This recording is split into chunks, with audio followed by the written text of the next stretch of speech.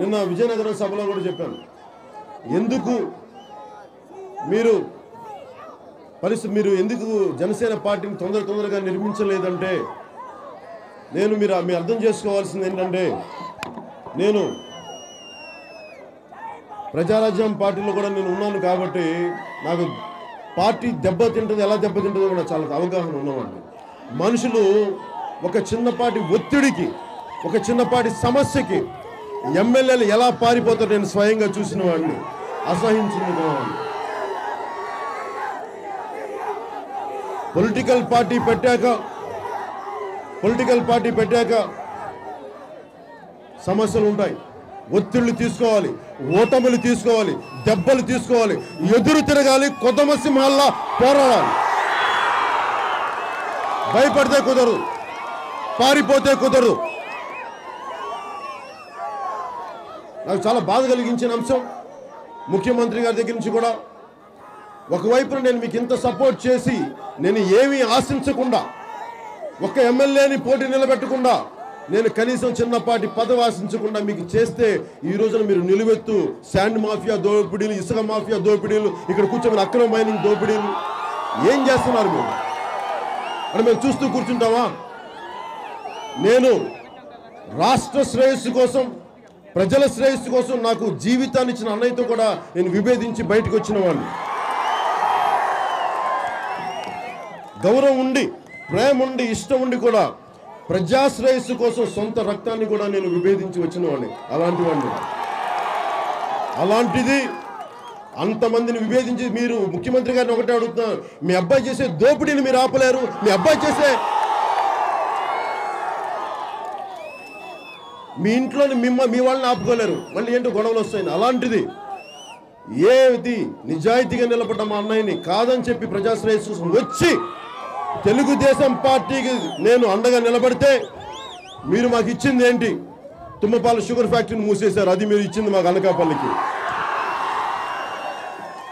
బౌద్ధరామం UNICEF heritage సైట్గా ప్రకటిస్తే దానిని మీరు మీ మైనింగ్ శాఖ ఉంది, సుజయ్ రంగారావు గారు ఉన్నారు మైనింగ్ శాఖ మంత్రిగా, మరి అడ్డగోలుగా పర్మిషన్స్ లేకుండా మీకు 330 క్వారీలు ఉంటాయి, దాంట్లో ఎన్నిటికీ మీకు పర్మిషన్స్ ఉన్నాయి, అడ్డగోలుగా బద్దలు కొడతా ఉంటే వేల సంవత్సరాలకు సంబంధించిన బౌద్ధరామాలు కూడా, బౌద్ధ స్తూపాలు కూడా కూలిపోతూ ఉంటే దీనికి ఏ హెరిటేజ్ సైటు మిగులుతో ముఖ్యమంత్రి గారు ఆలోచించుకోవాలి.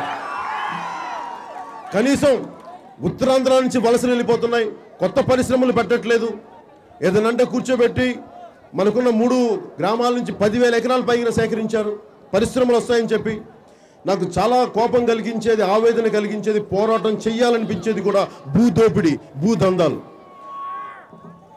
కారణం తెలంగాణలో ఇలాగే పరిశ్రమలు పెడతామని చెప్పి భూములు సేకరించడం, పరిశ్రమలు పెట్టరు, ఏమి పెట్టరు, రైతుల్ని వ్యవసాయం చేసుకొని ఎవరు భూములు లాక్కుంటారు. అలాగే మనకున్న 3 గ్రామాల 10,000 ఎకరాలు పరిశ్రమలు పెడతాం, ఇంతమంది నిరుద్యోగ యువతకి మేము ఉద్యోగాలు ఇస్తాం, ఉపాధి అవకాశాలు కల్పిస్తామని చెప్పి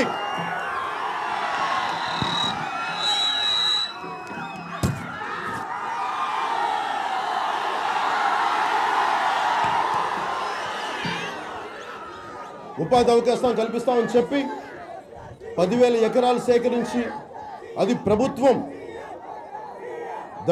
దళితులకి, వెనుకబడ్డ వర్గాల వారికి భూములు ఇస్తే మళ్ళీ ఆ భూములని వాళ్ళు వ్యవసాయం చేసుకోనివ్వకుండా పచ్చని పొలాలుండి పచ్చని చెట్లున్న చోటని మళ్ళీ లాక్కొని 10,000 ఎకరాలు సేకరించి ఈ రోజున మళ్ళీ రియల్ ఎస్టేట్కి మళ్ళీ ముక్కలు అమ్ముకోవటం. ఇది ఎవడ భూసం? మీరు మీ ఇష్టం చేసుకుంటే చూస్తూ కూర్చుంటామా?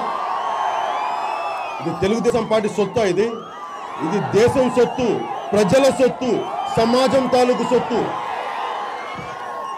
ముఖ్యమంత్రి గారు కూడా అర్థం చేసుకోవాల్సింది, ప్రతి శాసనసభ్యుడు పీలా గోవిందరావు గారితో సహా అర్థం చేసుకోవాల్సింది,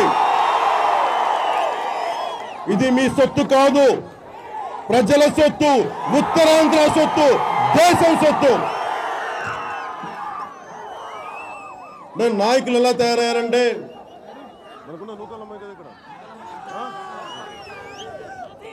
నాకు విన్నాను ఇందాక ఎవరు చెప్తా ఉన్నారు, ఎమ్మెల్యే గెలిస్తే నూకాలమ్మ గుడికి వెళ్ళి అమ్మ నీకు కిలో కిరీటం చేయిస్తానని చెప్పి అని మనం ఏమనుకుంటాం, సొంత డబ్బులతోటి చేయిస్తాం కిరీటం అనుకుంటాం. కాదు, అందరి దగ్గర చందాలు చేసి బెదిరించో దేశం కిరీటం చేయించారు. ఇలా మొక్కుకున్న వాళ్ళకి తెలియదు, తల్లి నూకాలమ్మ కళ్ళు తెరిస్తే ఏమైపోతే వాళ్ళకి ఎవరికో తెలియదు. మొక్కు నువ్వు మొక్కుకుంటావా, డబ్బేమో అందరి దగ్గర తీసుకుంటావా? దీవె నీకు ఎక్కడి నుంచి వస్తుంది? దీవెన వాళ్ళకే పోతుంది. డబ్బులు ఎవరిచ్చారో వాళ్ళకే దీవెనలు తప్ప మొక్కుకున్న వాళ్ళకి రాదు. అలాగే ప్రభుత్వ డబ్బులతోటి ఈ మెడికల్ సెంటర్లో ఏసీలు వేస్తే అది కూడా నా ఇంటెట్లా మేము ఎమ్మెల్యే గారు ఆలోచించుకోవాలి సార్. అలాగే ఏంటండి, వీడియో నచ్చిందా? అయితే ఓ లైక్ వేసుకోండి, లేదంటే ఓ కామెంట్ చేయండి. ఎప్పటికప్పుడు మా వీడియోస్ చూడాలంటే సబ్స్క్రైబ్ చేసుకోండి.